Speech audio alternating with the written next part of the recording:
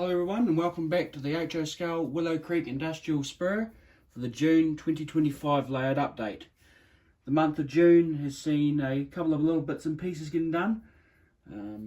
First off, we've been putting shelf couplers on some of my tank cars. So they've put the KD119s and 118s onto those, so that makes them a little bit more sort of realistic. So that was one thing we did there. The steel supply, the gantry crane, I've got that put in place now. So that's all set up and ready for sort of final detailing and bits and pieces inside the shed there. So I'll still have to do the painting on the floors and, you know, the markings, the safety markings and all that sort of stuff, along with the safety markings here at the transload facility in front of us here.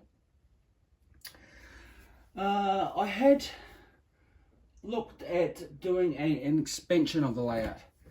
Now, whether or not I just make an additional sort of module to join onto the AIM sand and gravel, so in future maybe take it to a show, just to extend it out, you know, quite long, to just under 2 meters. I'd imagine it probably would be in total. So I've been toying with that idea, so I've got the track and all that sort of stuff ready for that, but you know, I'm still in the initial thinking and planning stages on that, whether I'll do that or not.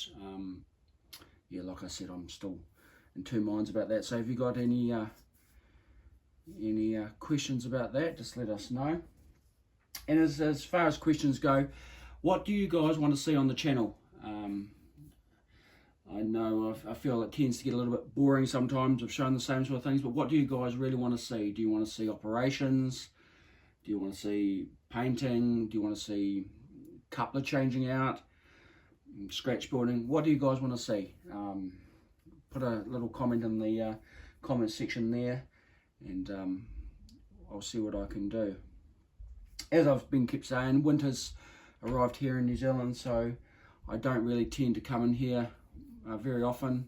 I do operate it every now and again. I had a fellow modeler in here last week, and I've shown him the layout, so it's the first time that's operated in a reasonably long time. So that's that. Next month I've got a train show to go to in another city in New Zealand, so I'll go and do that and see what that's all about. And apart from that, it's service as normal, really. I've tried to change up the back scene a bit here, you know, the background to the videos, so you'll see the Lorna Foods here that everybody's sort of come to know. So you've got the little transload facility here, so a little bit more interesting, and you know, the big circles in the background.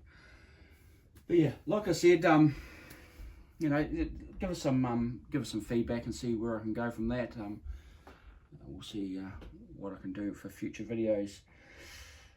Another thing I want to bring up is go across and have a look at my brother's layout, the Central Otago Railway. I don't know if I'll be able to put a link in here, but you should be able to find it. It's an NZR S scale layout. He is in Australia. He just recently moved his layout, so he's in the process of getting that sort of running again, and he's just recently converted to DCC. So go and have a look at that, and like, subscribe, and you know, and ask questions. He did his first live the other day, so that's good to see. So, but apart from that, everyone, have a good weekend, and like I said, we'll see how we get on, and I'll catch you on the next one. Thanks for watching, and remember to like, share and subscribe.